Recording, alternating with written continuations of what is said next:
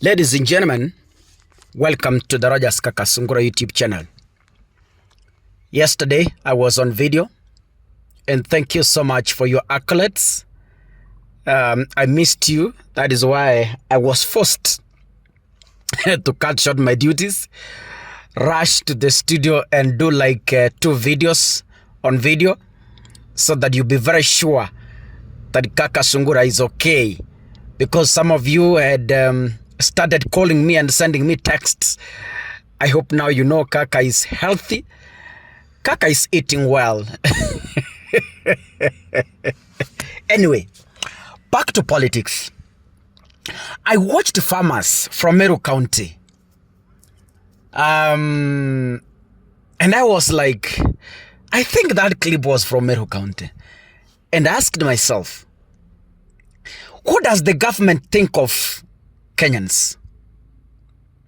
That clip got me thinking the whole night. Farmers. And this clip, farmers are crying. Farmers are crying.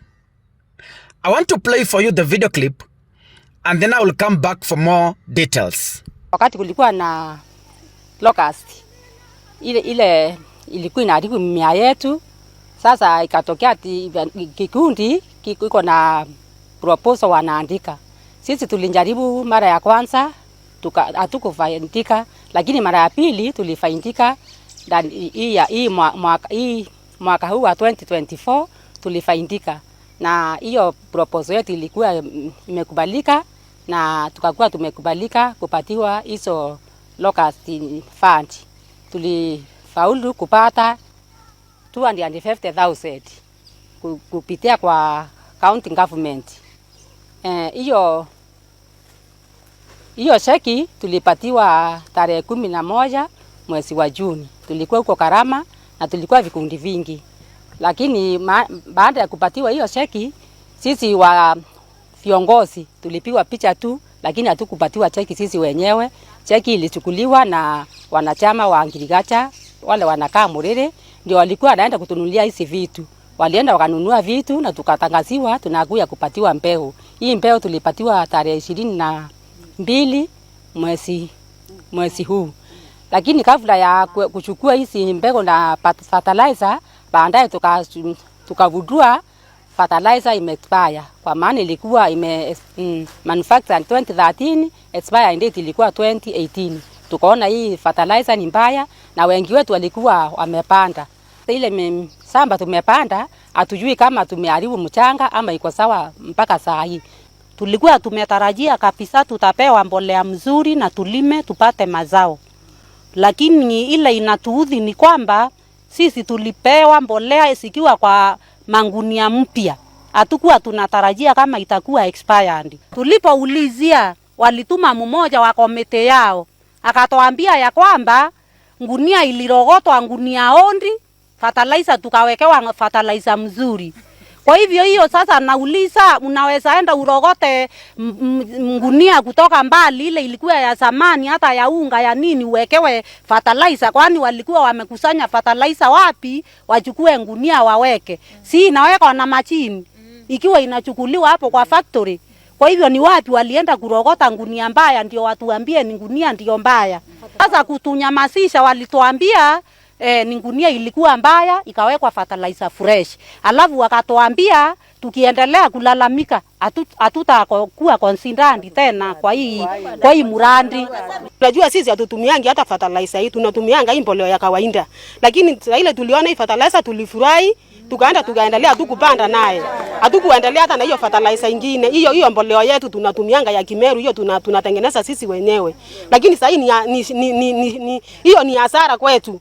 Labda tungepanda hata na hiyo yetu ya kawaida. Hiyo kabisa ni hasara kwetu kwa kina mama. Sasa mgavana wetu aone vyenye ataturudishia hiyo pesa yetu, maana sisi sasa hii hakuna kitu tunategemea kwa haya mashamba yetu. Tulipewa hii bags ya fertilizer, tulipewa 25 kgs. Unajua? Na sisi ni members 50. Hata ikuwa inatosha. Tulikuwa tunadanganya nini moja, wawili. Ladies and gentlemen, in Kenya, let me talk specifically in Kenya because that is where I live. I want to confess, in my entire life, I have never traveled outside Kenya. I don't want to lie because mostly traveling is not my hobby and I don't like it. Farming in Kenya is the backbone of our daily life. Yes. Go to a family that feeds from the market. Assume the family doesn't do farming. Eating from the market is very expensive as compared to farming for your own food. Even the food you are getting from the market, someone might have gone to the shamba to plant that food. This is a case whereby a whole government decides to supply farmers with expired fertilizer. Imagine. Fertilizer that expired in 2018 is being supplied to farmers in 2024. And you tell me that we have a country. We have been castigating the national government.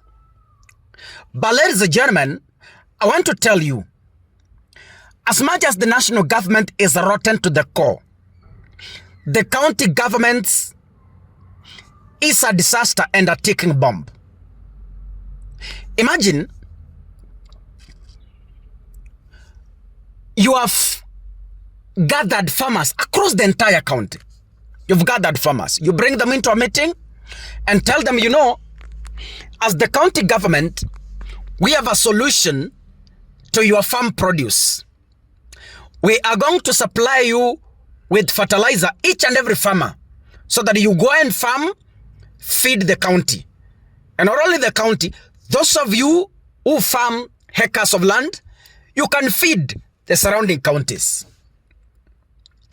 A normal governor, a normal government, you wake up in the morning and you decide to contaminate farm soil in your entire county.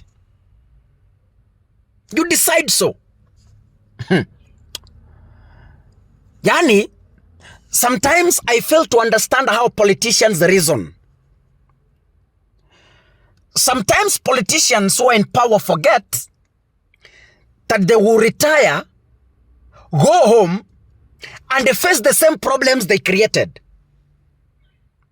You are killing the soil now. You can't see the sense. Because you are a governor, you have the power to get fertilizer from wherever you want for your farm. But remember, you are going to retire as a governor.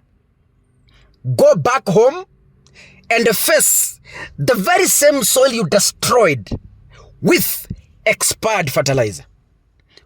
Who bequeathed this can? Yani, sometimes Kenya, you know,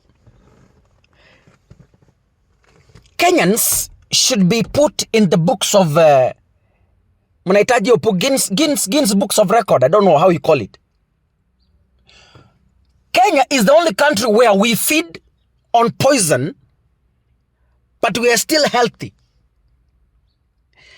The cancers we are battling in this country is because of what we consume. And politicians have decided to feed us the same at the expense of making profits.